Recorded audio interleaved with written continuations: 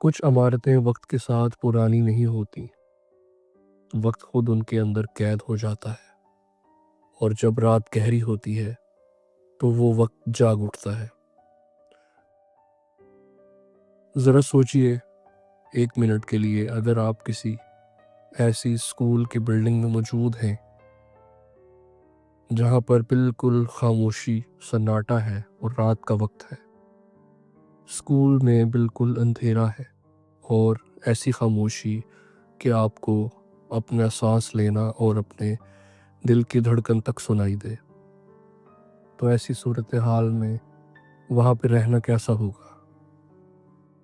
अस्सलाम वालेकुम दोस्तों, मैं हूँ आपका अपना कहानी वाला। उम्मीद है कि आप सब खैरियत से होंगे। आज का वाक़या एक स्कूल चौकीदार का वाक़या है जो कि अपनी आप बीती सुनाता है। उम्मीद है आपको पसंद आएगा। चलते हैं अपनी कहानी की तरफ। मेरा नाम रब नवाज़ है। मैं पिछले 15 साल से चौकीदारी कर रहा हूँ।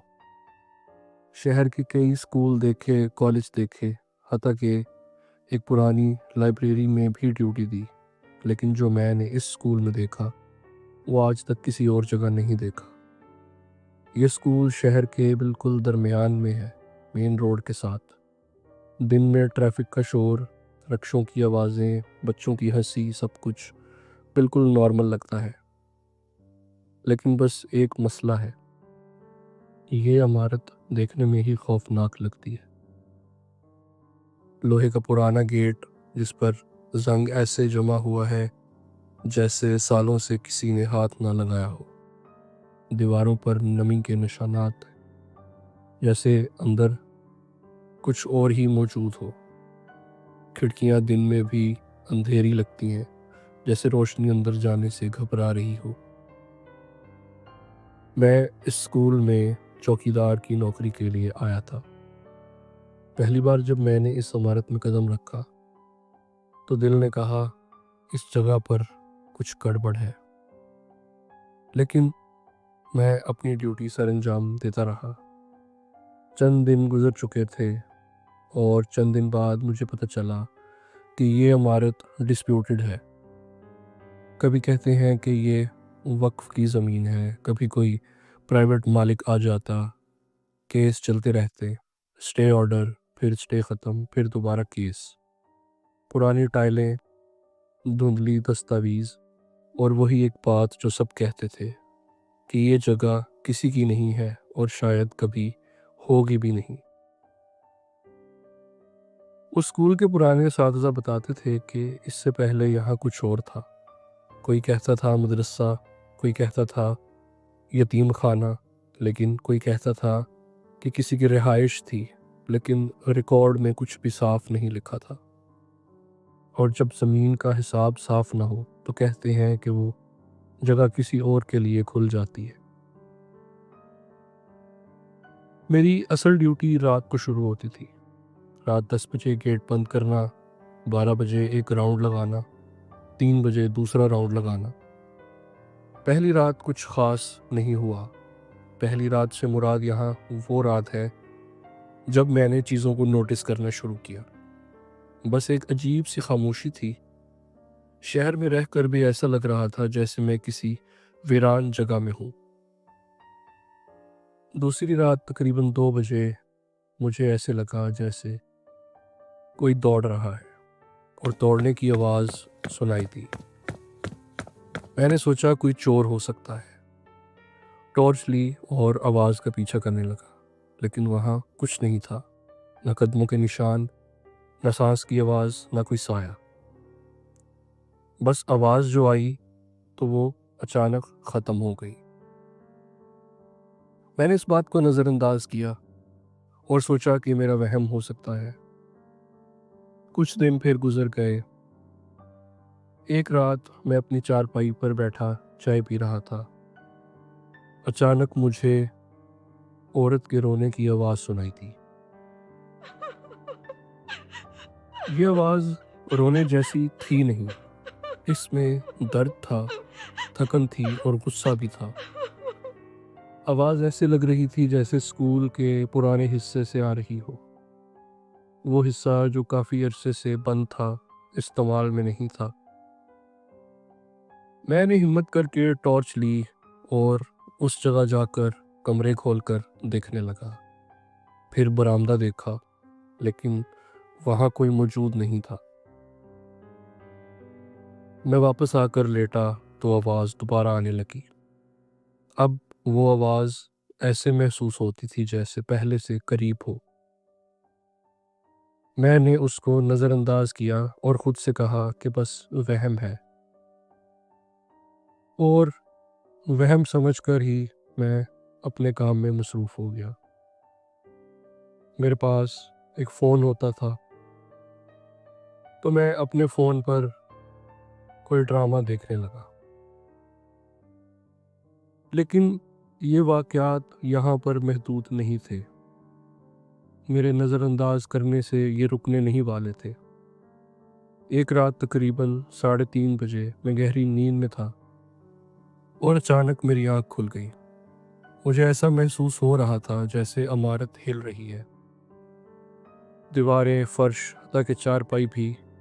मैं उठ खड़ा हुआ और बाहर भागा। मुझे लगा कि शायद ज़लज़ले का झटका भी हो सकता है। लेकिन मैं जैसे ही कमरे से बाहर निकला, सहन में पहुंचा, सब कुछ बिल्कुल नॉर्मल था। कोई ज़लज़ला नहीं, कोई शोर नहीं, सिर्फ एक एहसास जैसे इमारत में गड़बड़ हो। उस रात के बाद मैंने नमाज फ़जर कभी कज़ा नहीं की। लेकिन अभी भी मामलात शायद शुरू होने थे। इसके बाद कुछ ही दिनों बाद रात को कुछ ऐसा हुआ जो कि मेरी नींद ख़त्म कर गया। एक रात मैं फ़नूदगी की हालत में था। आँख बंद थी लेकिन नींद मुकम्मल नहीं आ रही थी। अचानक मुझे महसूस हुआ कि मेरे बिस्तर के पास कोई खड़ा है। मैंने आँख खोली। मेरा दिल ज़ोर ज़ोर से धड़कने लगा। फिर लगा जैसे वो बैठ गया हो। मेरी चारपाई का पाँव वाला हिस्सा ज़रा सा दब गया। मुझे किसी के बैठने का वज़न महसूस हुआ। मैंने दिल ही दिल में आयतल कुर्सी पढ़ी और बड़ी हिम्मत करके जैसे ही आँख खोली, वहाँ कोई नहीं था और मेरी चारपाई हल्की सी हिल रही थी। मुझे यूँ महसूस हो रहा था जैसे मेरी चारपाई को कोई ताकत हिला रही हो। या फिर अगर कभी आप चारपाई पर लेटें और किसी की चारपाई के पास से गुजरते हुए चारपाई को ठोकर लग जाए, तो आपकी चारपाई को जो एक हल्का सा झटका महसूस होता है, बिल्कुल वैसा महसूस हुआ था। मैं सोच रहा था कि मुझे यहाँ नहीं होना चाहिए, या फिर शायद मुझे इस वक्त यहाँ पर नहीं होना चाहिए। अगले ही दिन एक और वाकया मेरे साथ पेश आया जो कि मैं आज तक नहीं भुला सका। उस वाक़ये से मैं आज तक डरता हूँ और मुझे उस रात अपनी आँखों पर यकीन नहीं आ रहा था। इस वाक़ये के बाद मैंने सोचा था कि मैं नौकरी छोड़ दूँगा। सर्दियाँ थीं, रात का वक़्त था, मैं अपने बिस्तर में सोया हुआ था। अचानक मुझे महसूस हुआ कि मेरे जिस्म पर कोई भारी चीज़ है। सांस लेना मुश्किल हो रहा था, जैसे कोई वज़न सीने पे रखा हो। फिर मुझे एक और एहसास हुआ, कोई सख्त रेंगती हुई चीज़। मेरे दिमाग में एक ही लफ्ज़ आया, सांप। मैंने हिम्मत जमा की और आहिस्ता आहिस्ता आँख खोली। मैं क्या देखता हूँ कि एक बड़ा अजदहा सांप जो कि मेरे बिस्तर पर था, मेरे जिस्म के ऊपर से आहिस्ता आहिस्ता गुज़र रहा था और मुझे अपनी आँखों पर यकीन नहीं आ रहा था। मैं हरकत नहीं कर सकता था। मैंने अपनी सांस रोक ली और मैं चाहते हुए भी हिल नहीं सकता था। वो सांप रेंगता हुआ चारपाई से नीचे उतर गया।